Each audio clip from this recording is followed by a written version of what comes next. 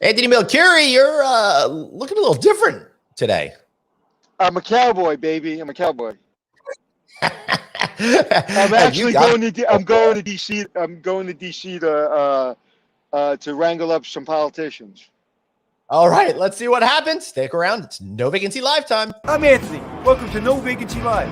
That's my friend Glenn. You're watching the #1 show in hospitality.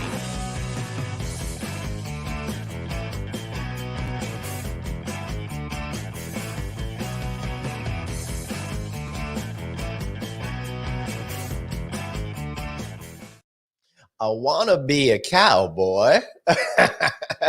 Making me think of that old 80s school. That picture.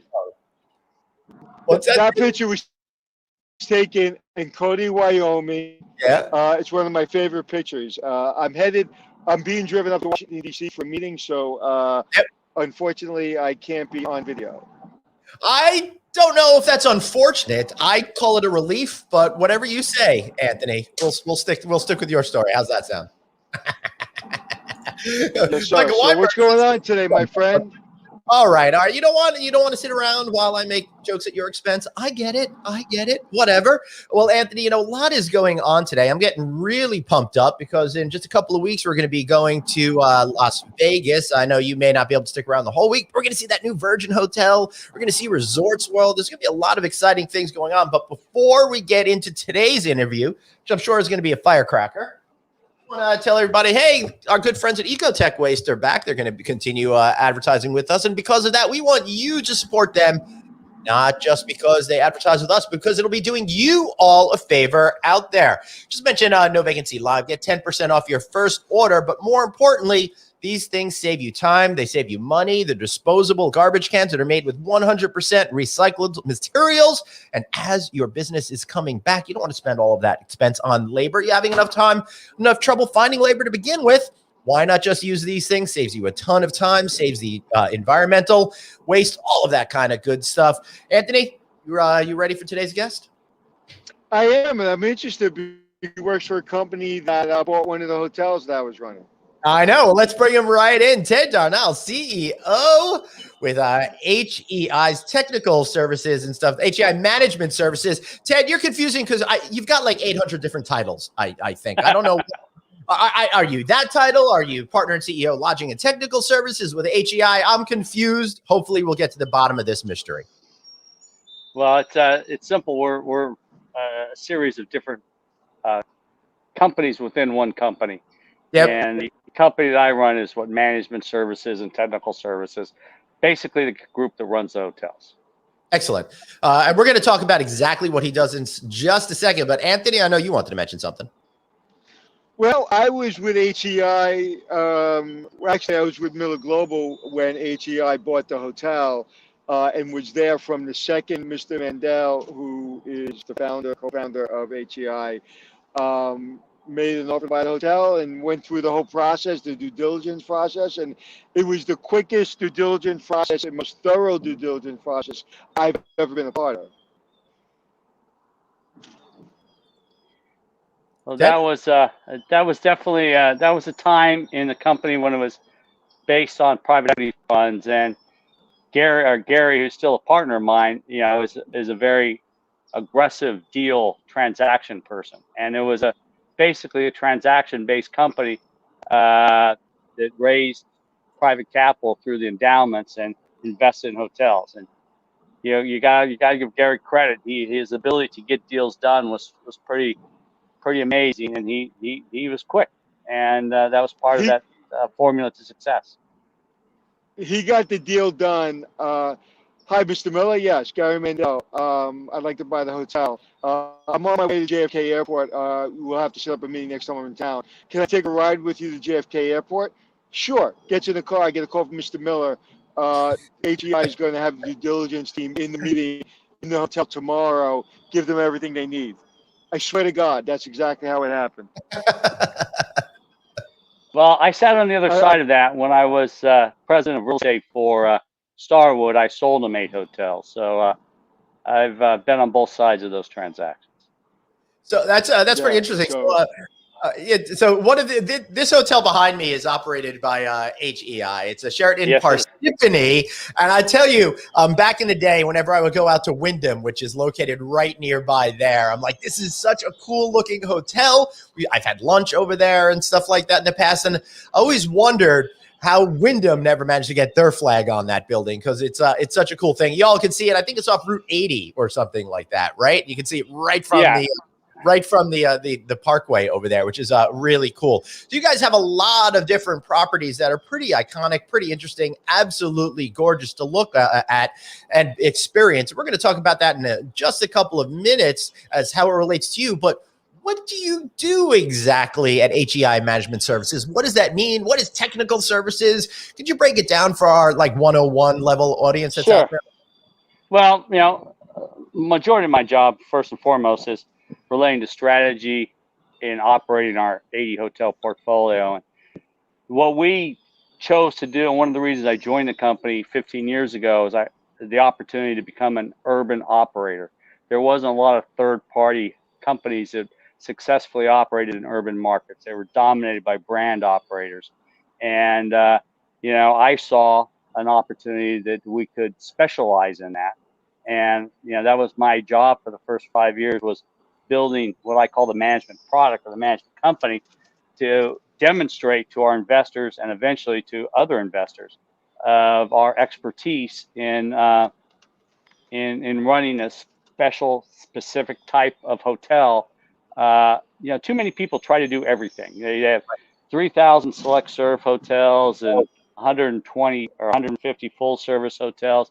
If you look at our portfolio, it's pretty much all urban, or what you're looking at Parsippany, we call a super suburban market, which is defined by the number of Fortune 200 companies that headquarter there. Right. And as you say, that's what we've grown to be the best at. And my job becomes leading the team on developing the infrastructure, the systems, the procedures, the processes to continue to be a leader in that segment of the business, because that's all we do. Anthony? No, I'm just listening. You got a question? I'm listening. I'll tell you what, man. It's hard to figure out. Whether you're ready or not to say something, because all I see is a smiling face out there in Cody, Wyoming. It's the best poker face I've ever seen you with, by the way, Anthony. So Ted, you focusing on that particular category, obviously this last year has been really, really rough for you. We're not going to get into that. We're all about going forward. We're all about finding success going in the future. How are you feeling today about things? And then I want to talk a little bit about some of the issues you're dealing with in the contemporary environment. Sure. I think, listen, the challenge we went through was understanding how these markets were behaving. How much of it was leisure, how much of it was corporate. Obviously, if you look at our company, we have a considerable amount of destination resorts now, but a lot of our portfolios is urban Fortune 500 based. And so it's been understanding what recovery really looks like. It started leisure, midweek and weekend, but over the last 3 months, we've seen a strong lift in midweek corporate travel. Our midweek average occupancy in April into March was 36%. We ended May at 49%. And I say midweek occupancy because our weekends have been well in the 60s for a while, but we've seen consistent growth in midweek occupancy, and we're getting pretty optimistic that the corporate consumer's coming back, and and it's just going to grow because, as you've probably heard over the last couple of weeks, some of the major players have announced that they're changing. Ted, you seem to have frozen. All right. So now I've got one guy in a car and one frozen guy. Let's see what happens here. Let's bring him back in. Nope, he seems to have crashed. So Anthony, I think that's pretty good news, though, that you're starting to see midweek now at some of his hotels. And Anthony's gone as well. All right, everybody, I'm here all alone. This is absolutely fantastic. Suzanne, are you there? Are we still on air. Let's bring yes, she's nodding. Yes, we're still on air. All right. So while we're waiting for Anthony to come back, while we're waiting for Ted to come back, why not ask me a question? Yes, Colleen, this is hysterical. Absolutely terrific. And of course, I'm completely 100% unprepared to run this solo today. And if you do want to catch when I'm talking about solo stuff, you can easily do that by checking out our No Vacancy News Today reports. Why? Because that is where I do news and analysis and talk to interesting personalities in more of a short form format. And also, why not go to the adapters.net right now and see all of our original content that we do on there, focusing on adapting and innovation. That's myself, my partner, Sean Worker. And of course, that's coming out of our book, The Adapters, that Sean wrote, that I helped with. So you can check that out right now at Amazon.com. All right. So, Michael, yeah, it is good news that he's seeing corporate in midweek. This is the first time we've been hearing about this. Red is suggesting that we bring in Suzanne. Suzanne, we got to listen to Red. When Red speaks, I got to listen. I know. So, so Suzanne, you are getting set to move to Florida. You're up in Boston right now. That's pretty exciting stuff. So, when you're thinking about that, are you going to be staying in hotels on your way down there, or are you just going to hang out in that camper van? How's that going to work for you guys? Well, for us, we're going to drive down with a small trailer. And so, yes, we will be staying in a hotel. Haven't booked my reservations yet. I'm going to go on the mindset of when is like a long enough time to keep driving. But I did go old school. I put in my AAA triptych requests. What? Better sense. Oh my! What's in that area? All over again. Yeah. I used to love going to AAA because that triptych was so much fun. And you'd sit there and there'd be desks everywhere and people with pads and papers and magazines. And then the person would be like, where are you going? And then they'd go to all these little file cabinets, right? And they'd pull out all of these things. And then they'd take like a highlighter pen and draw all the way down on all the pages where you would have to go. That is so cool that you're going to do that old school. It is. But, the funny thing is you can't sit there and wait for it. And they're like, well, it's going to take like a week for this to be ready. I'm like, a week?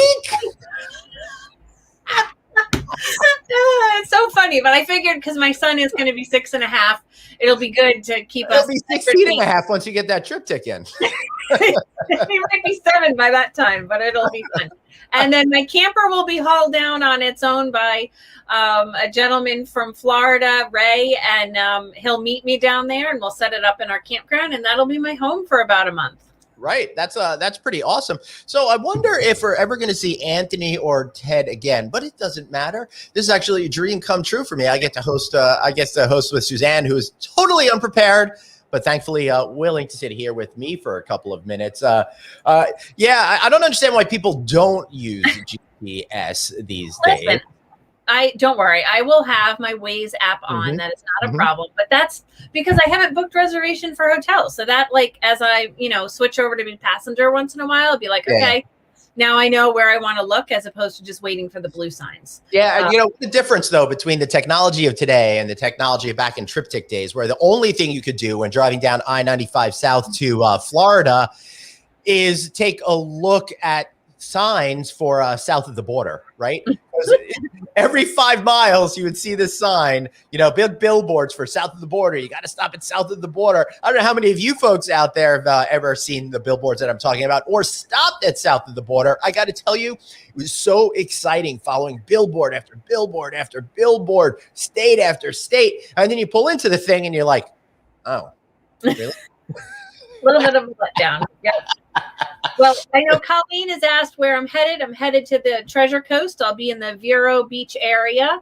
And more information will be debuted here on No Vacancy Live in the coming weeks. But for now, it's going to be a mystery. Yeah. Another mystery is how not one but 2 people can't seem to find their way back onto the show today.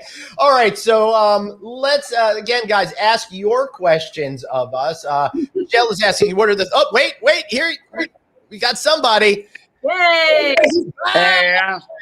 Ted, so I got to tell you, man, not only did we lose you, we lost Anthony at exactly the same time. That was great. Suzanne, you want to stick around or should, yeah, she's waving. No, I'm happy to stick around. That's fine. All right, so stick around. And of course, for those of you who last saw Suzanne, she appeared with us on Friday Night Audit. Watch that happy hour focus show Friday nights at 5 o'clock Eastern time. So Ted, great to get you back. We were talking about what you do with technical services and stuff like that. You had just said how business is coming back midweek. What a relief. And I'll tell you, that is really exciting because we hadn't heard anything that before. We've been hearing all the stories about Fridays and Mondays, but that Tuesday, Wednesday, Thursday has been elusive. Why do you think people are finally starting to come back now with their business travel midweek? What is changing? Well, I think, one of the things is how people dissect the information and they get confused. We went through a process to successfully separate leisure customers from corporate customers. And in that process, we found that it's not necessarily, like I say, it's not the consulting firms coming back at a rapid pace. It's the small people working for infrastructure projects, construction, but have need to do business during these economic environment. And we've measured in a couple different ways. In our branded hotels, we've been very close to seeing the participation of elite travelers that have come back as opposed to non-members.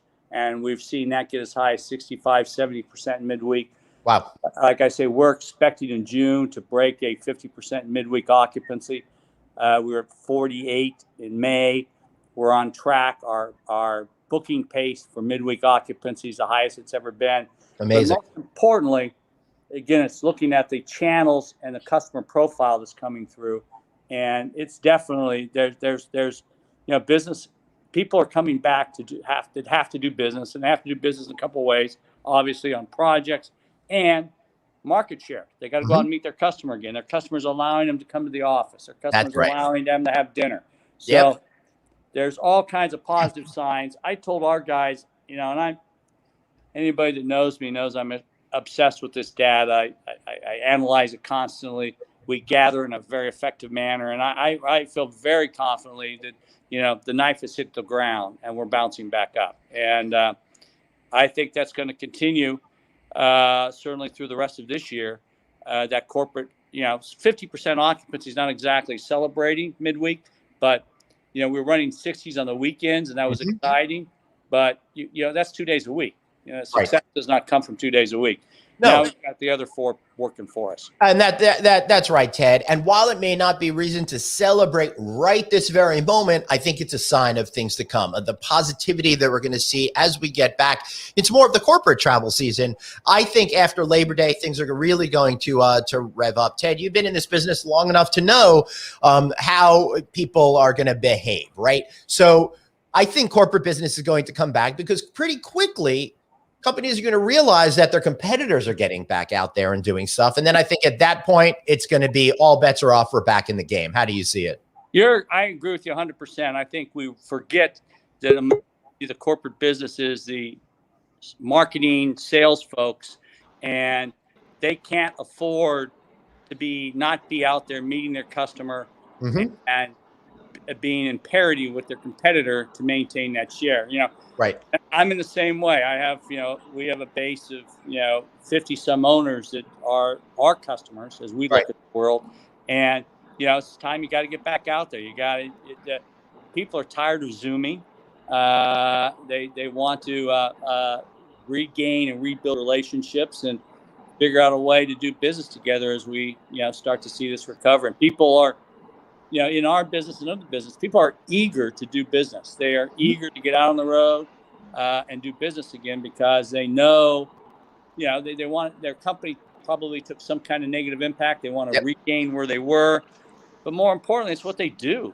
It's what they've done in all their careers is they've done business. And so, I think you're right. I think the fourth quarter, I think after Labor Day, when you combine what's happening now with the fact that most of the major, at least Fortune 500 that we do business with, the consulting firm, some of the tech firms, they've all indicated they're taking the travel restrictions off. And that alone is going to stimulate activity in the market. And companies are going to be looking for project help. I mean, the reality of the 2009 recovery was companies didn't staff up right away. They used project help at the beginning to establish their strategies and their plans, and that's great for our industry. That attracts our target customer. It So do certainly you is. think? Wait, hold on one second, Anthony. I'm going to go to you in just 1 second, but I want to thank Suzanne for pinch hitting a little bit. We'll get you backstage again. Thank you for everything. And Anthony, it's great to see you back. I lost both you and Ted at exactly the same time, so that was a real hoot. Anthony, take it away. Oh, really? That's funny. Ted, all the indications, people I'm talking to, the things I'm seeing in my own company, I'm making a prediction right here, right now, and I'll sign my name to it. 2 years from now, 24 months from now, we will surpass 2019 numbers significantly. And when I say significantly, I'm talking probably high single digits. So like 7-8%.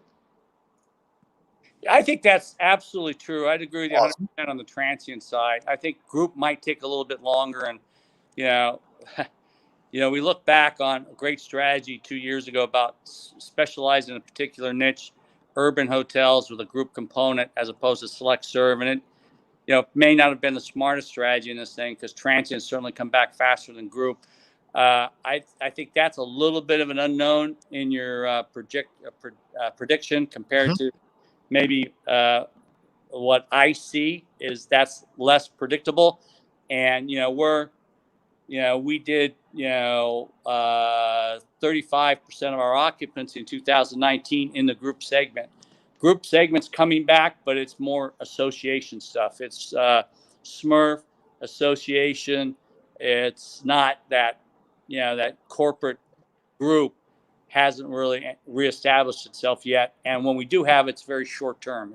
And do you think when the corporate groups come back, do you think that they'll be smaller, even 3, 4, 5 years from now? They're 3, 4, 5, 6, 800 people group. Do you think it'll be cut in half? Do you think the big convention with 20, 30,000 people, do you think those will be reduced?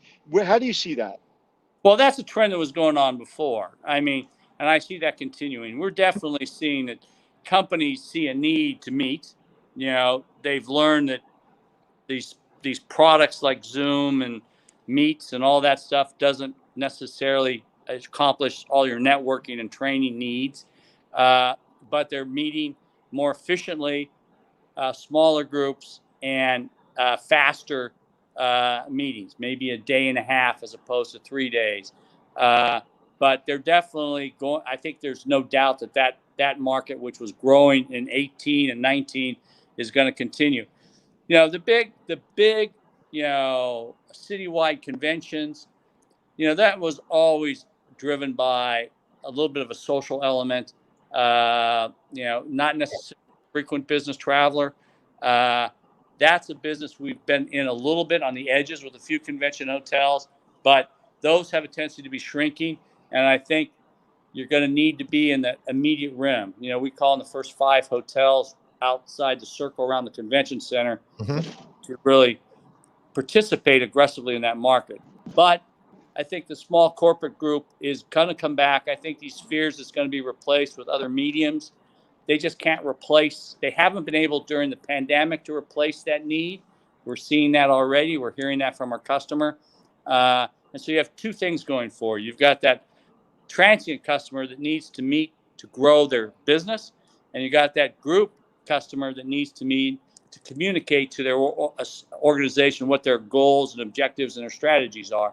And it's a combination of that 2, I think, is going to be very strong. And I do think you're right. I think this is a business that's just going to continue to get stronger because the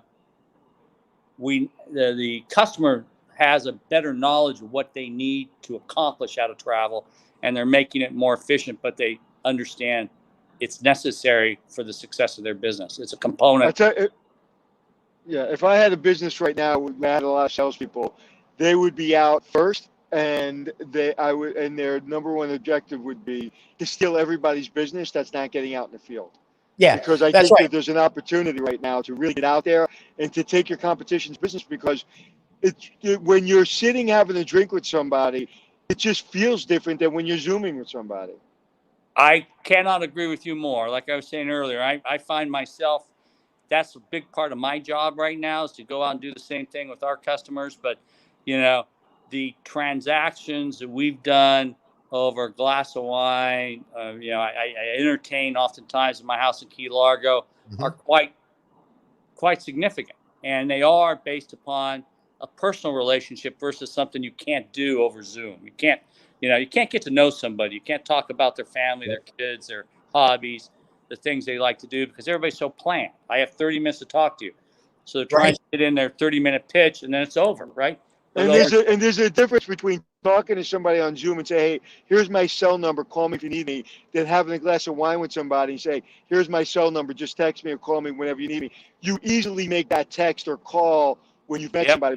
Many times I've talked to people, on a conference call or Zoom, and I just feel weird calling them on their cell phone or texting them because I don't think we have that friendship established. But if I'm having wine with you, I'm certainly going to be able to call you or text you on your cell phone. And I think that that's an edge that people really aren't talking about right now.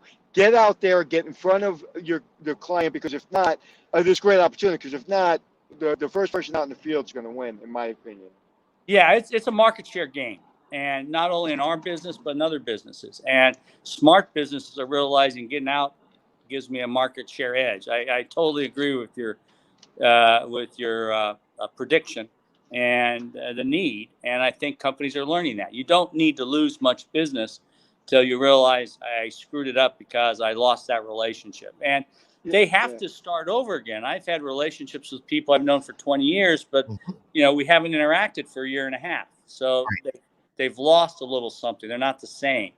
And that's going to be a big part of our business. And that's our target customer. That's that senior management person that uses an upper upscale luxury hotel, that's coming to an urban market because that's the center of their customer base.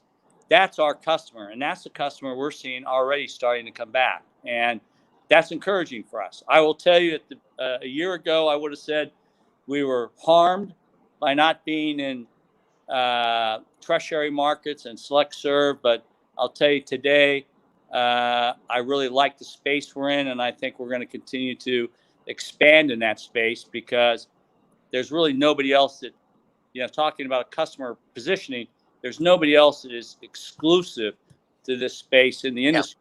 It's all something they do part-time, but this is what we do full-time every day.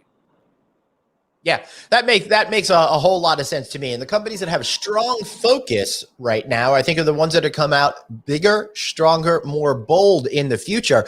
But Ted, there's still a lot of headwinds out there. It's not all positivity. There's a lot of labor issues and stuff that we've been talking about here. And one topic we're going to be diving into a little bit deeper over the coming months, in particular, a couple of panel discussions I'm putting together for the last couple of days of June. We're going to be focusing on purchasing pros, what they're dealing with, and all of these supply issues. Ted, the prices of stuff seem to be going through the roof right now, right? So how are you seeing this as an unexpected consequence of what our country and world has been going through over the last 14 months? What are you doing about it, if anything? Well, I think the first thing you always do is, which we're very proactive in, is you really reevaluate the customer. The customer changes in every one of these cycles. And I think same things occurred in the past cycles, is we go back to what we provided for service and amenities in the past, as opposed to evolving our cost structure and our amenity programs and service deliveries to what's important to the customer behaviors today. And there are a lot of things that are offsets. I mean, there are a lot of people that have learned they really don't like their room to be clean. They like the privacy. That's right. And to go back and say we have to clean your room whether you want it or not will be a mistake in our industry. And that's an offset that will help us against some of those issues. And I think we have to study what is really important to the customer and be prepared to modify our environment and create offsets to those expenses. Because I've always looked at the business, you can't control everything that goes on. You can monitor it and you can react to it. And one of the ways you react to it is when you see negative events occurring or behaviors occurring, you focus on what an offset is. And there's a truth. There are going to be some increases in expenses. but you're also going to see simple things like pump dispensers for amenity because they reduce amenity costs by 20%. So it helps create an offset. And the customers clearly accepted that product now. How often you clean the room is going to be an offset. They're going to be, and how you deliver services is going to be an offset. We found during the pandemic that there are we had to redefine what base and variable staffing was. And there was a lot of quote unquote fixed staffing that was really could be converted to a variable structure. Right. So Michael Weinberg is asking, leisure guests want more cleaning, sophisticated business travelers, not so much. Ted, I totally get what you're saying about people not wanting to have their rooms cleaned as much. I'm of that category. When I go to hotel conferences around the country, something I did over 125 nights per year prior to the pandemic, my social group, all of my peers, I don't know if it's the same thing as you, we all started saying we don't want these rooms cleaned all the time. There's no need for it. So this was a trend that was already rooted in the marketplace. And now it's up to guys like you to be able to leverage this and turn this into a customer desire as opposed to feeling as you're taking something away, right? Yeah, yeah, exactly. Our responsibility is to say, hey, we're gonna alter in a positive manner to what's important to the customer. We're gonna evolve with the customer. We have an industry that has a terrible habit of going back to the way we always did things. Right. And already here, you talk to people, in all due respect, some of our asset managers, and the first thing they focus on is, let's go back to how we always did things. We learned things through the pandemic. One of the things we learned is we can produce less expensive services on what we call an enterprise level, but on a shared services level that gives you the same cost or same delivery, but at a lower cost. So we can reduce fixed expenses that don't affect the customer. And I think as an industry, we have to recognize that we've allowed our fixed expenses to grow significantly. And even the percentage that used to be variable has now moved into fixed. And there are things we can do there that can deliver, especially with the technology that's available today, it can deliver services at a lower cost. And a side benefit, which we found is really encouraging in this whole approach, is if we provide revenue management on an enterprise level, I recruit revenue managers all over the country. I'm not forced and limited to recruiting in that particular market. And as we grow reputational management, one of the things we're doing now is payables. We had a payable clerk in every hotel. Now we're doing payables centrally, but I can recruit payable clerks nationally as opposed to trying to find somebody in that market. And in this labor environment, the ability to recruit nationally is a huge advantage because it widens your opportunity so much and the quality of the individual you can hire. Yeah, those are all really good points, and we really haven't anybody really explain that in that kind of level of detail in the last couple of months. So thank you. And I think you're the first person to really go on record saying we're going to offset some costs by not having housekeeping every day. I think people have been kind of, not circling the drain on that, really talking about it. But I know we just had this conversation in my own company yesterday that we're actually going to be able to increase the wages of housekeepers in the market we're going into for this one particular hotel. And we decided we're going to be the leader in that market, because if not, we're just going to nickel and dime ourselves to death, and we can't find anyone. So we're going to make an announcement once we go into that market, and we're going to be the leader in the market in paying people. And we've already seen that we can save money even with the increase that we're giving the housekeepers and the housemen, because of the new dynamic where the customer really doesn't want their rooms cleaned.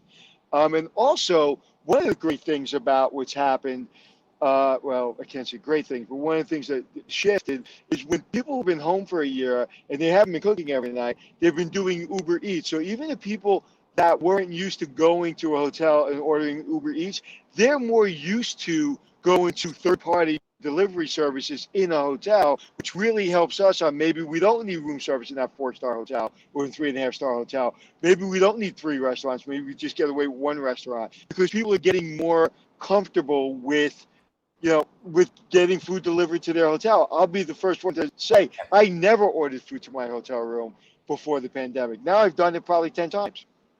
Yeah, I think you're exactly right. That's another example. Great one is, I think room service probably is not necessary anymore. You have a great Yep. pickup in your bar. You can, grab a drink or Yep. something. Wait, it's a cultural change. I think a lot of people will start taking the food up to the room and then evolve to having dinner at the bar. A great statement I heard once from a guy I respect a lot was, people like to be alone with other people, and that's what is evolving with that customer. But I think that's another example. We're not going to go back to, white tablecloths in room service and setting a table. Right. That's just not what the customer wants. The customer wants to control their own schedule. And one of the things that we've learned is, picking up, you can control your own schedule. If you have a 15-minute, 20-minute delivery, I'm not sitting up there waiting, and I can go back to my room. I can get comfortable. I can control my own schedule. And we have to recognize these guys want to control their own schedule. And I think, there are other things to do. We're looking at reintroducing how we promote gratuities for our housekeepers, communicating to our guests that this is a different job. These people work hard, and they're working harder than they ever worked before because they're touching every inch of that room between every checkout. And we're encouraging them through, for example, simple systems on your mobile phone where you can opt to provide that individual gratuity, because what we found is people don't have cash today. We're in a cashless environment, and we expect people to have cash for housekeeper gratuity. We put an envelope in there. Yep. Well, what does that mean? Who has the cash? And we're giving them an electronic means to leave that gratuity. Now, I will say the take rate on it's a little bit less than I desire, but what it's done for morale for our associates, it's been huge, because it's indicated to them we're in this with them, and it's helped them make more money. And I think the best is going to be associated to your overall compensation package and the quality of the work environment. But we've got to come up with creative and different ways of doing business, like other industries have. The airline industry, not the perfect industry because they destroyed their product by commoditizing it, but they've done some things well, with baggage fees and other things that have helped them survive during difficult times. And, the customers accepted it. The customers accepted the behavior and now has bought into it. And we need to make some of those same changes and tough decisions. But we can't be influenced by what we call the loud minority. We have to be influenced by the silent majority. So, Right. That's why I just turn off things like Twitter. Pay attention to the loud minority. So, Ted, at what point, because I find that fascinating, that you're trying to get guests to tip the housekeepers in a digital way. So, at what point what point is the customer seeing that? Like, how does that work? Well, we're doing it right now with a pillow talker and an arrival piece that basically explains, and I'm not a technology guy, but you use the technology off your phone, where it goes to a website, and you can go to that website and you can put in your credit card number, and you can leave a gratuity for the person that cleaned your room. We're trying to advance that to an opt-in program at the desk, where you have the opportunity to opt into a housekeeping system-wide gratuity, similar to a cruise ship. All under the education. These guys, the level of work, we've adjusted their productivity to account for the level of work, but the detail and commitment and the sacrifice these guys made early on, this housekeeping environment, really needs to be recognized. And most people, I think, believe that. They realize that they were, when we were in an industry that only had, limited by who could even stay in a hotel, that side by side with them were our associates. And we're just trying to reinforce how well these guys have accepted these responsibilities and performed these responsibilities. And if that person wants to recognize them for that. Now, and I'm sorry, Ted.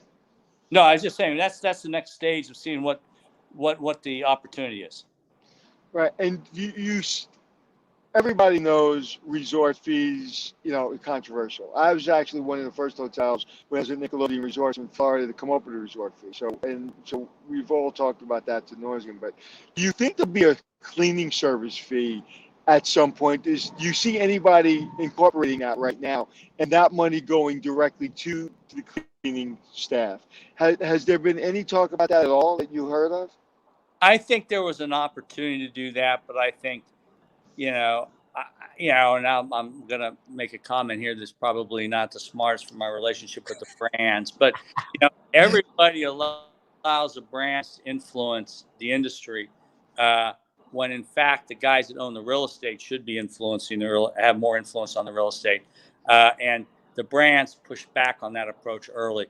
However, that being said, I see destination fees, which are more likely to come into urban markets in addition to your destination resorts, having a component. And we're looking at that right now, especially in our independent hotels. We add a $5 portion of that destination fee that goes directly into a housekeeping pool, just like the old Bellman pool. It's based upon the hours you work during that month. And yeah, I think there's a probability that's going to be part of the overall compensation. And what do you call it? A destination fee? Yeah, destination fees, the term that's used in urban hotels, New York. Right. We have some it's come into San Francisco. It's moved its way into New Orleans. And right now it's kind of a combined discount in food and beverage. But our goal is to expand that to the point that, it's an interesting thing. Airbnb, I always study everything. That's kind of what I look upon as. That's awesome. And there are a lot of people that complain about Airbnb, and I understand it's brought inventory in. But if you ever notice their model, they charge the guest for cleaning the room. They charge the guest for managing the room, and the guest accepts that.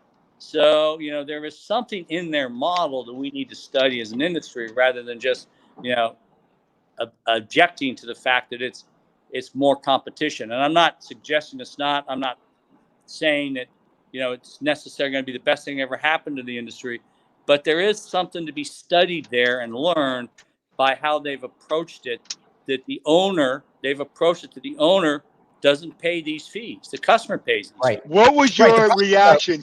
I'm sorry. What was your reaction when you first heard the airlines were charging for baggage? What was your first reaction? Well, it wasn't a big thing to me because I've always carried my bag. Anybody that travels, if you bring your own bag, I'll meet you at the hotel. Did you think there would be a pushback? Did you think it would be temporary? What was your first reaction? My reaction was I thought it was a good move because anything that expands revenue opportunities within the industry, I'm pro. And the beauty of it is it's easy to replicate. So, I love the JetBlue story about the CEO that lost his job because he refused to charge baggage fees, and he was losing, his multiple because his earnings weren't comparable to those that were. Right. And I think that was an indication. That was the proper way it should have behaved. That board behaved proper. There was no evidence that Southwest has gained share by not charging for bags. Right. And anybody that tried that quickly found out it was not a competitive advantage. People adjusted to it. And it's, listen, the reality is pricing is transparent today. Everybody's going to a website and buying price. And in that, it's limiting our ability to charge because it's so transparent and so competitive. It puts a market ceiling on your class of real estate in your zone that you're rated, your star rating. And we have to figure out a way to grow revenues, in this difficult time. In 2018 and 2019, as you guys remember, the RevPAR growth for upper upscale nationally was less than 2%. Right. So we implemented a process we call profit contribution, and we looked at every transaction that occurred in the hotel. We realized we rented 300 rooms, but there were another 400 transactions that occurred on that day, and we looked at the profitability of each one of those transactions. Could we raise the price? Could we lower the price? Right. Go to draft beer versus bottled beer. We went through a complete analysis for what we charge for parking, and it was very successful. What did you learn? What areas did you find opportunity? Well, most importantly, we found opportunity in beverage. You know, we found our people were like worried about the Bennigans across the street for what they charge for beer. Was the beer our customer was not going to the Bennigans across the street. This was a convenient buy, and so we had an opportunity there to we did some things, the old tricks. We made the glasses a little bigger, but we also significantly increased the price. We got the cost of the draft beer down to 40 cents and charged $5 for it. Same thing with wines. You know, $5 is a great deal anyway. yeah, Yeah. you know, if you think about the real cost, you know, for example, we didn't have both bottle and draft. We got rid of Budweiser and Bud Light. So Bud Light, you want a Bud Light, most popular beer in the country. You had to buy it on a draft, $5-6, whatever it was. 45% cost. But we didn't give them the option to buy it in a can because a can bottle cost us $1 compared to 40 cents. So wow, series of learnings all the way through, you know, and the economic definition of profit contribution is either increasing your price or reducing your cost. So you go through, but what I found most interesting was to look at all the other transactions that occur in a hotel in a given day. We all run to room rate, we all run to market share, we all run to RevPAR index, but we don't look at all the other transactions, that go on. And medium room rental, average check. Yeah, we significantly improve profitability in food and beverage by charging more for the same. Our plan, we don't want any more covers. We just want every cover to come in at a higher price. And we dropped food and beverage minimums in exchange for medium room guarantees and medium room rental guarantees.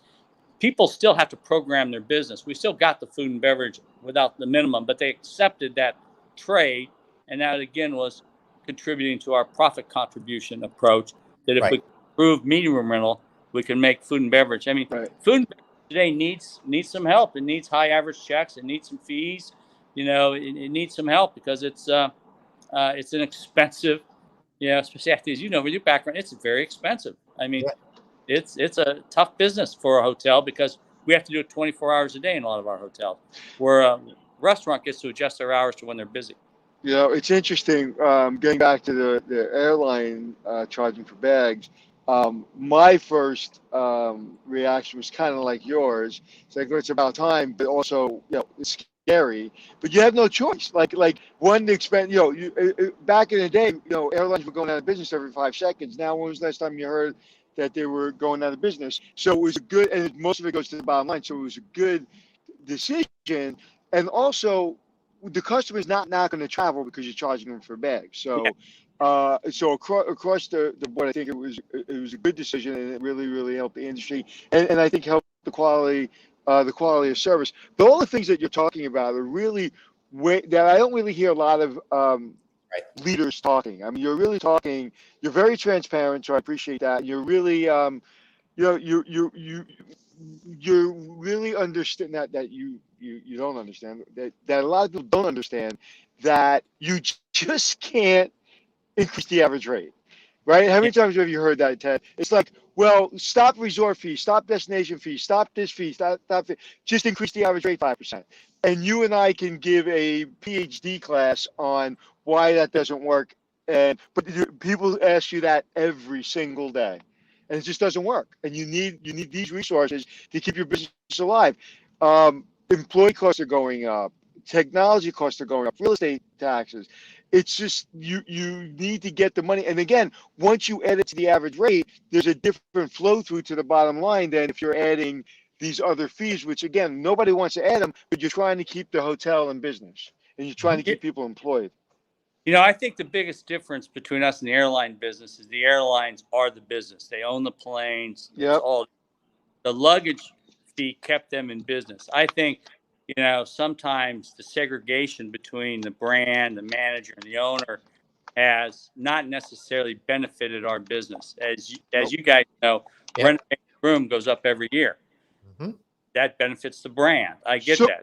So what's going to break, Ted? We talked about this a couple weeks ago, and we didn't really have an answer. There's got to be something that gives between the third parties taking 18% or whatever they're taking, between the brand's taking their percentage. Between everything going up, something has got to break. What is going to be the seismic shift in that relationship? Because we've been talking about it for years, but it seems with the brands laying off 50% or most of their corporate office and not bringing back most of their corporate office, something is going to give. What's going to give? What's going to change if you had a crystal ball? Well, I think people are going to get paid more appropriately for their contribution.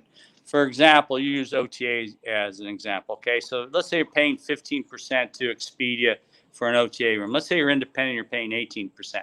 You're obviously, and the other thing we're saying right now is cost of acquisition. What does it cost us per channel to book a room? Right. So you're going to adjust. So the brands, again, I can't wait till I get my call from Marriott after this is over. But the brands may not be able to collect the same amount of franchise fee because their contribution is not what it used to be, and they're going to have to adjust. So I think eventually the industry providers, let it be OTA, let it be third-party management companies, let it be brands, are going to go through an environment where we're going to have to adjust the piece of that real estate that we are paid or take out, the value that we take out of that real estate through our fees is going to have to be adjusted more appropriately to what we provide. And I think, I just think that's going to be a shock to some of these organizations when all of a sudden people are going to say, you know what, biggest growing part of our business is the independent side right now.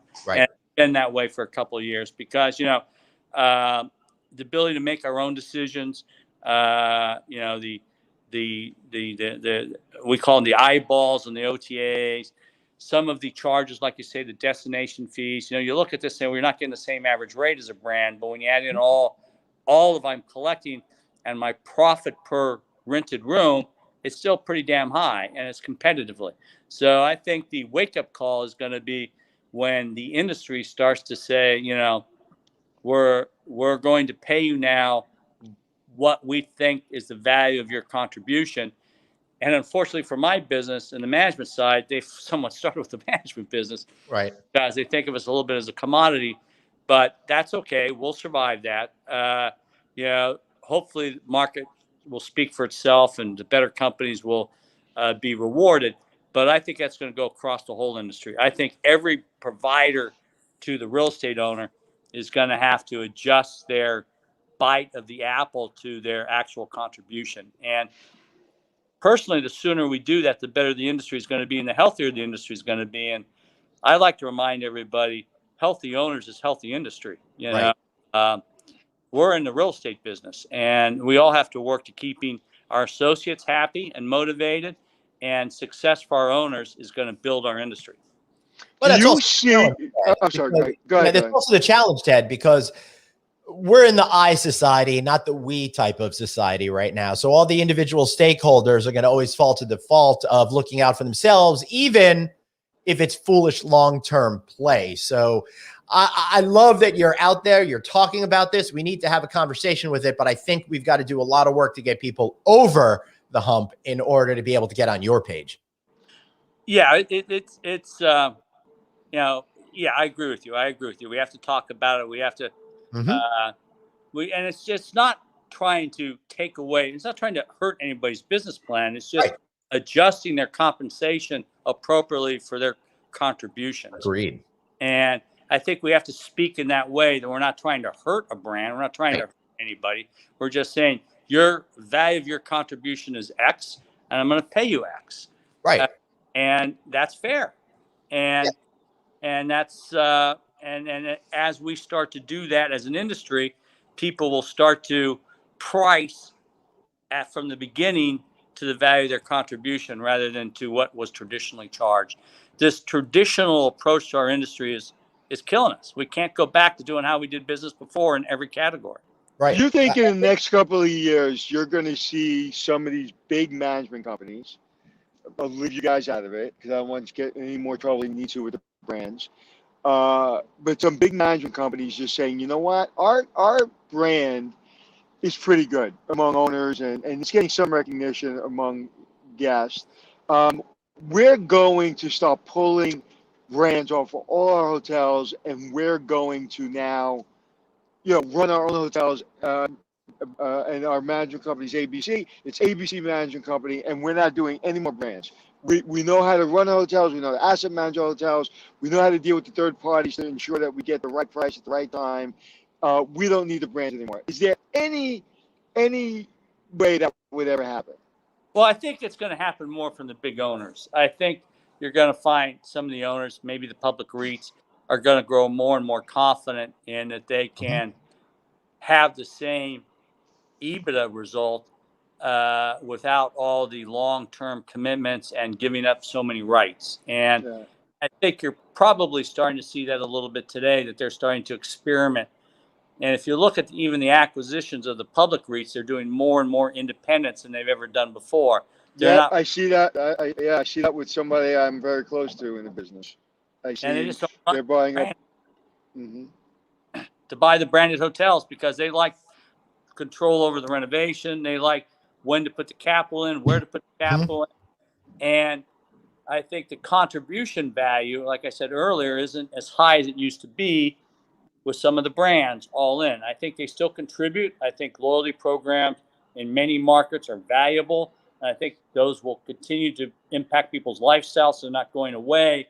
But I think there's a sub-market and less frequent customer that is willing to invest in a different experience and buy through different channels, et cetera, that make the probability of an independent hotel much stronger than it used to be.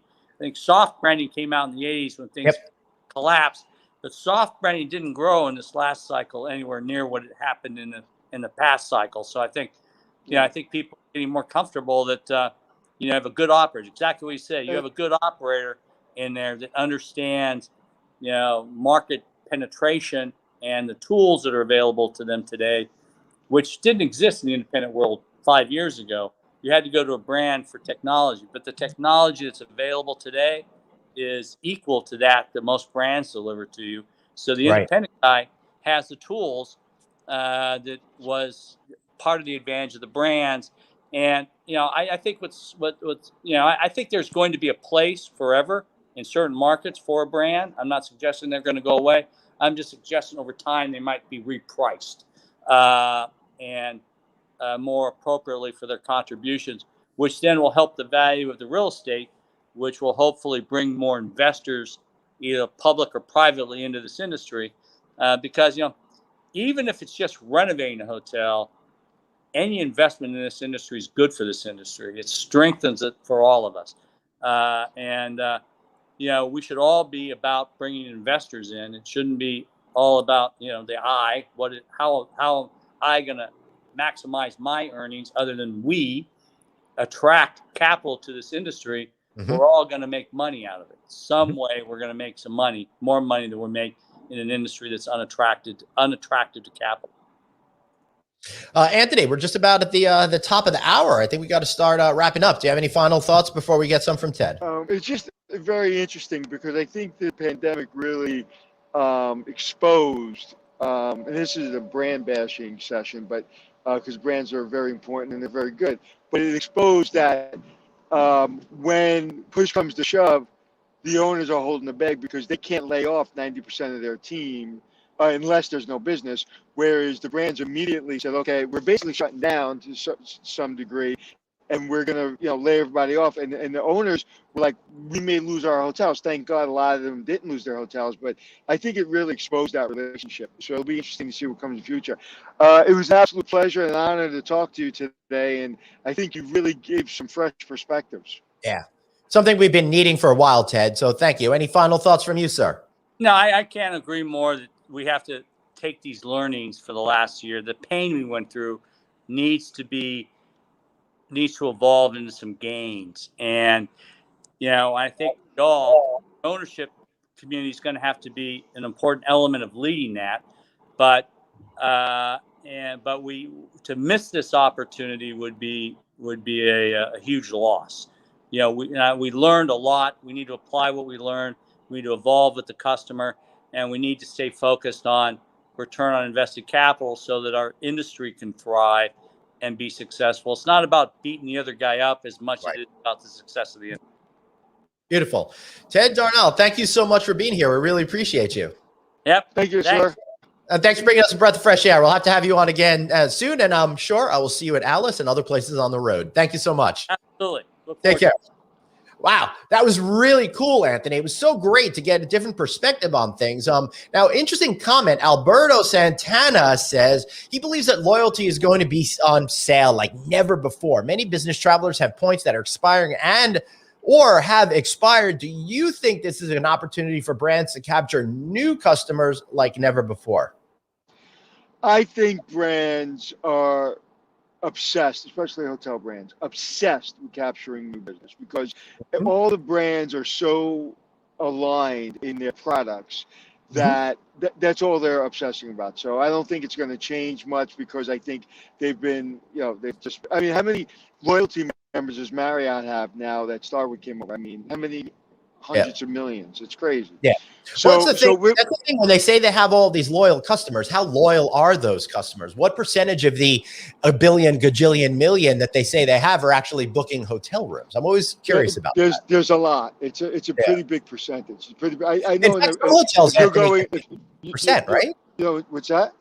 Some hotels get 50, 60% of their reservation. Absolutely. Yeah, it depends. But it depends. Yeah. I've heard everything from 30, 40, 50, 60%. In some markets, even more. Right. But, what other industry, could you imagine, put yourself in the place of an owner, right? You find the deal, you buy the real estate, you basically buy the flag. Now, the flag's telling you how to run your hotel. The third parties are basically extorting you. You have local, all kinds of local regulations, potentially a union. You have so many people telling you what you need to do, and very rarely do you get to really your vision on the hotel. And that's why you see these REITs really going in the independent way because they've already figured out the secret sauce. They know, how to asset manage a property. They know how to push a button to get X customer. And now that we have the transparency we have online, the e-marketing is becoming just as important as director sales or even the revenue manager. Your e-marketer is critical. Yeah. And really, again, to his point, the technology that's available wholesale that you can get into your property is sometimes a lot better than the brands can do because the brands, turning that ship takes years. I mean, there's one brand I won't mention. They've been changing their property management system since I got in the business, and they still haven't changed it. Yeah, seems to be about the way to go. But speaking of property management systems, go check out SkyTouch Technology. They're my favorite, a big supporter of mine. Anthony, I've got one last thing to say before we wrap up today. Our condolences go out to the family of Pat Ford. You guys know Bruce Ford. He's been on our show. He's a good friend of ours. Bruce is the SVP of Lodging Econometrics. His father actually founded the company and passed away this week. I'll be attending the funeral next Wednesday. But Pat was in the industry for more than 50 years, starting out at the old Dunphy Hotel Company, which was actually the predecessor to Omni Hotel Company. In 1995, he founded Lodging Econometrics, compiling lodging development and transaction data that we had never seen before. Really created a whole new business that helped give a lot of insight to folks. So our love and condolences go out to the entire Ford family. Yeah, I'm very sorry to hear that. So, please give him my best. Yes. And on an upward note, we will be here again tomorrow for another great show. I'm looking forward to that. We're going to be speaking to author Charles Ryan Minton, who wrote the book Thanks for Coming In Today, which is all about creating great culture with great employees. Anthony, any final thoughts before we wrap up today? What I love about him, he's an active general manager in the business, and he's got a book out there. So he's really, it's all about the practical experience, and he sees it every day. So he understands the importance of, telling your customer and even your employee, thanks for coming in today. Right. Yeah, absolutely. All right, everybody. Thank you so much for being here today. Remember, if you want to listen to the audio only version of the podcast, so many of you do already. And as we're getting back to life, it is so critical that you keep up to date with No Vacancy Live every single day. And you can do that by subscribing on Apple Podcasts, to Checking In with Anthony and Glenn, or No Vacancy Live on iHeartRadio, on Stitcher, and honestly, wherever you prefer to get your podcast, we are there waiting for you to download our shows. If you want to reach out to Anthony and I personally, he's at Anthony Hotels. I'm at Traveling Glenn. Really looking forward to another great series of shows coming up. Anthony, just remember, man, it's a really great day. So remember, you've only got one life, so blaze on, Ed. And Anthony? Be kind to yourself. There you go. All right, everybody. See you all tomorrow. Thanks for being here. And